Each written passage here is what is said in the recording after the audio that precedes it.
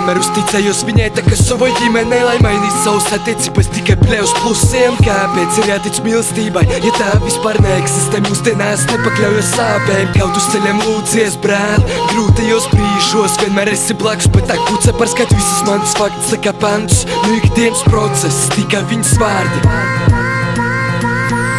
Nu katru nakti mani vienkārši mocīs.